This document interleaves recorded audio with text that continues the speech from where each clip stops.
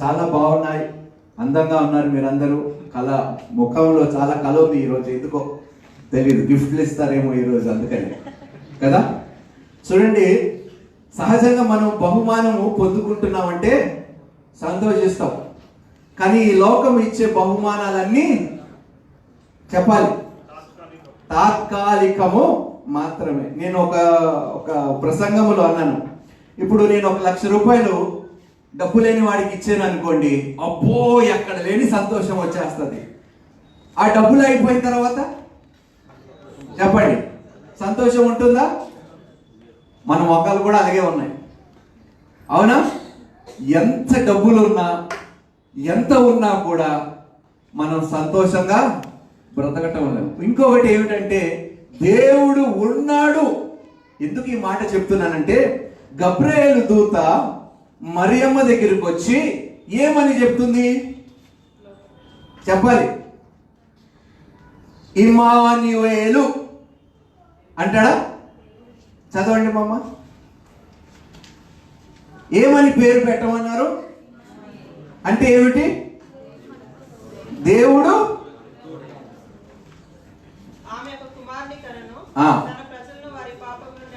మత్తయి సువార్తలోన 1వ అధ్యాయం, ఇది 21.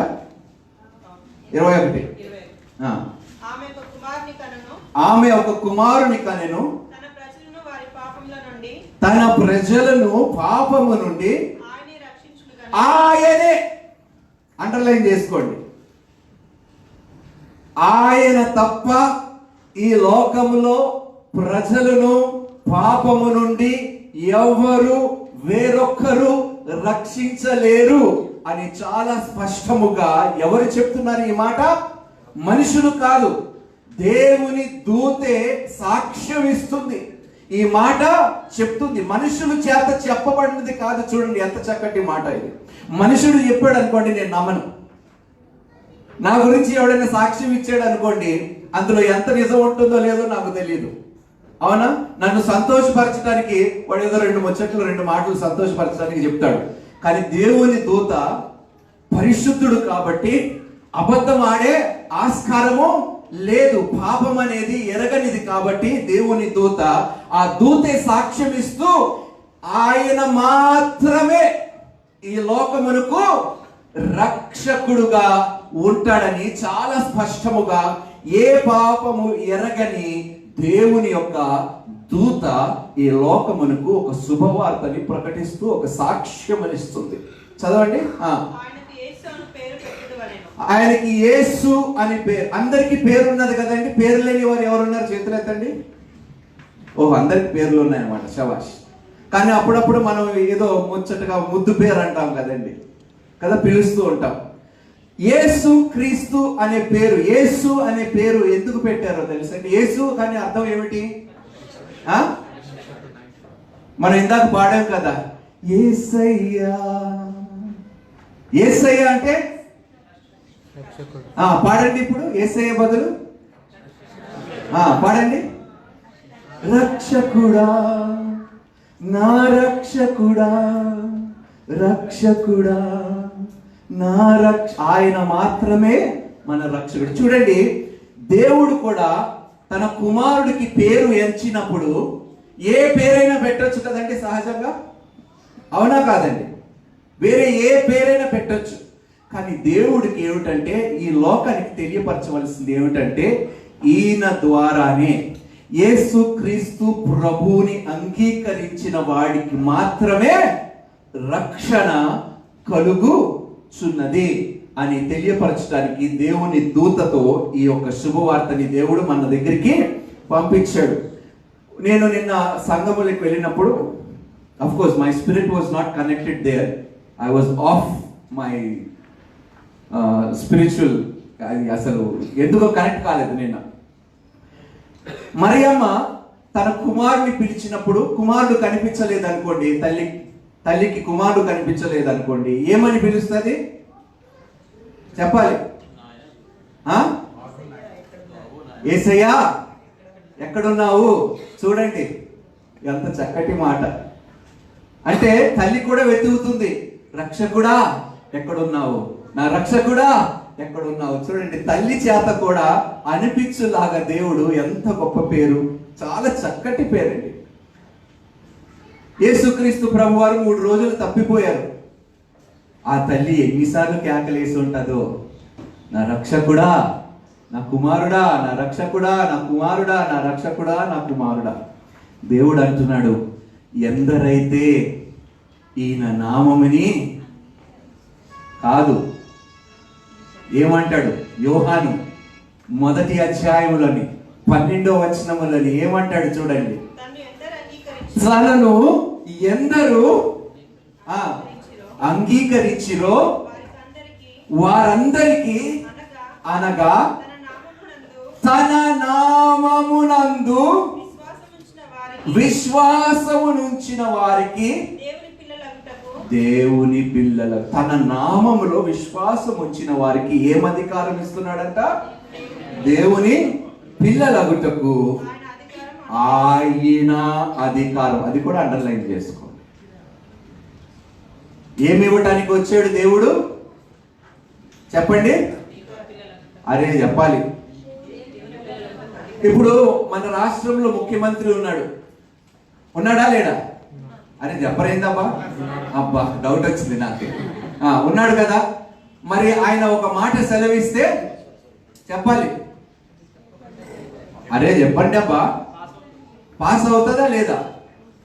ఆమోదిస్తే ఏదైనా పాస్ అవుతుందా లేదా? ఒక మనిషి, అధికారములో ఉన్న ఒక మనిషే ఒక మాట వెల్లడిస్తే అది ఆమోదించబడుతుంది. మరి సర్వలోక సృష్టికర్త ఒక మాట చెప్తే అది నెరవేర్చబడదా? నెరవేర్చబడుతుంది కదా. అందుకనే అన్నాడు,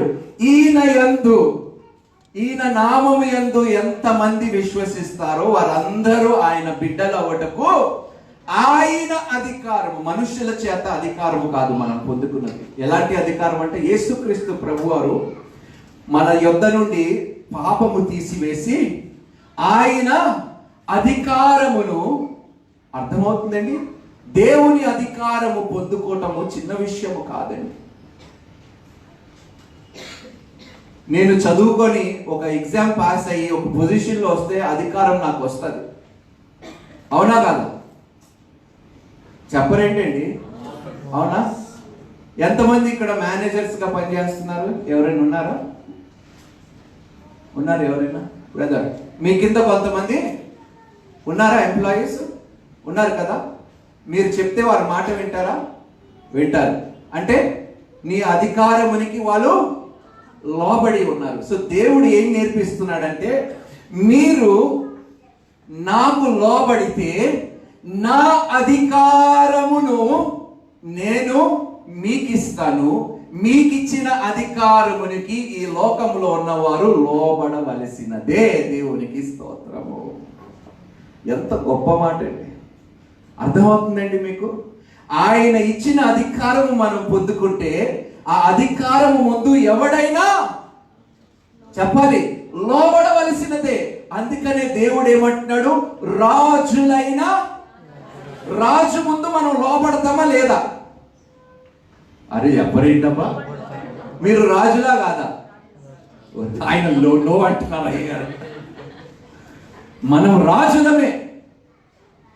మన తండ్రి రాజు అయితే ఆయన యందు విశ్వాసం ఉంచిన మనము ఏమైతాము? రాజకుమారులు, కుమార్తెలు అవుతాము. దేవునికి స్తోత్రము. అందుకనే అంటున్నాడు, ఆయన అధికారమును మనకి ఇచ్చుటకు ఆయన వచ్చి ఉన్నాడు. యోహాను సువార్తలోని కొన్ని మాటలు మనం ధ్యానించుకుందాం. మొట్టమొదటిగా ఆదికాండానికి వెళదామండి. ఆదికాండము 1వ అధ్యాయంలోని 3వ వచనం. ప్రారంభము, దేవుడు వెలుగు కమ్మని పలుకగా వెలుగు కలిగేను. వెలుగు మంచిదైనట్టు దేవుడు చూచెను. దేవుడు ఏమి ఇవ్వటానికి మొట్టమొదటిగా దేవుని నోటిలో నుండి ఏ మాట వచ్చింది? దేవునికి స్తోత్రం. మొట్టమొదటి మాట సృష్టిలోని, ఈ లోకము సృష్టించబడినప్పుడు దేవుడు పలికిన మొట్టమొదటి మాట ఏమిటి? వెలుగు ఉండును గాక వెలుగు కలుగును గాక అన్నప్పుడు ఏమైంది? దేవునికి స్తోత్రము. చీకటిలో ఉన్న వారిని వెలుగులోకి నడిపించి చీకటిని వెలుగుని వేరు చేయటానికి మొట్టమొదటిగా యేసుక్రీస్తు ప్రభువారు ఈ లోకంలో జన్మించుటకు వచ్చాడు. చీకటి అనగా ఏమిటండి? అది చెప్పరేంటండి? పాపం వెలుగులో చేస్తావా, చీకటిలో చేస్తావా? అందరికి కనిపించేలాగా పాపం చేస్తావా, కనిపించకుండా పాపం చేస్తావా? చెప్పాలి. కనిపిస్తే చెప్పాలి. అరే చెప్పరేంటబ్బా? కనిపించి పాపం ఎందుకు కనిపించేలాగా పాపాలు ఎందుకు చేయము? మీ భ్రమ. కనిపించేలాగే దేవునికి మనం పాపాలు చేస్తున్నాం. ఓ పిచ్చి జనాలు.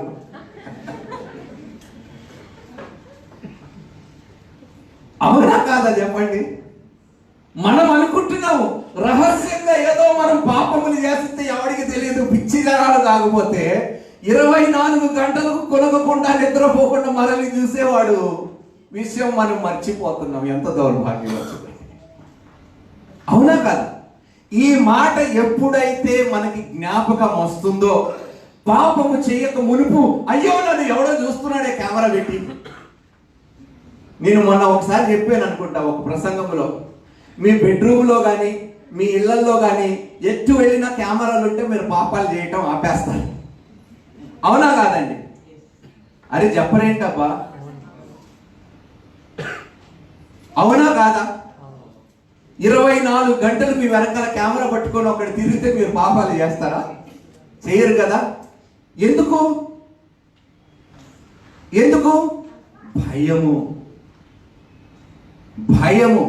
ఎక్కడ మనము దొరికిపోతామో, ఎక్కడ మన జీవితము బయట పడిపోతుందో. అందుకనే దేవుడు అన్నాడు, ఇక్కడ ఉండగానే మీ చీకటి బ్రతుకులని బయట పెట్టి వాటన్నిటిని తుడిచివేసి వెలుగుగా మార్చడానికి ఈ లోకమునికి నేను వచ్చి ఉన్నాను. రహస్యముగా ఎప్పుడు వెళ్ళమన్నాడు గదిలోకి? ఇది మాత్రం గుర్తుపెట్టుకోండి. గదిలోకి ఎప్పుడు రహస్యంగా వెళ్ళమన్నాడు? ఏమి చేయటానికి వెళ్ళమన్నాడు దేవుడు? ప్రార్థనలు చేయుటకు మాత్రమే రహస్యముగా గదిలోకి వెళ్ళండి. పాపము చేయటానికి కాదు, రహస్యంగా గదిలోకి వెళ్ళటానికి, ప్రార్థనలు చేయటానికి. రహస్యముగా మనం చేసిన ప్రార్థనకి బహిరంగముగా జవాబు ఇయ్యటానికి యేసుక్రీస్తు ప్రభువారు వచ్చి చెప్తున్నాడు అన్నమాట. ఈ విధముగా మీరు చేస్తే ఈ విధమైన ఆశీర్వాదములు మీరు పొందుకుంటారు. సో లోకములోని ఉన్న చీకటిని వేరు చేసి వెలుగు సంబంధులుగా మనల్ని మార్చటానికి యేసుక్రీస్తు ప్రభువారు ఈ లోకములో జన్మించవలసి వచ్చింది. ఆయన వెలుగుగా ఈ లోకములో జన్మించాడు. యేసుక్రీస్తు ప్రభువారు చాలా మార్లు అంటాడు, I am the light of this world. ఈ లోకమునకు నేను వెలుగై ఉన్నాను. ఆయన యందు ఒకవేళ మనం ఉంటే ఏమై ఉంటాము? వెలుగే కదా, వెలుగు సంబంధం అయి ఉంటాం.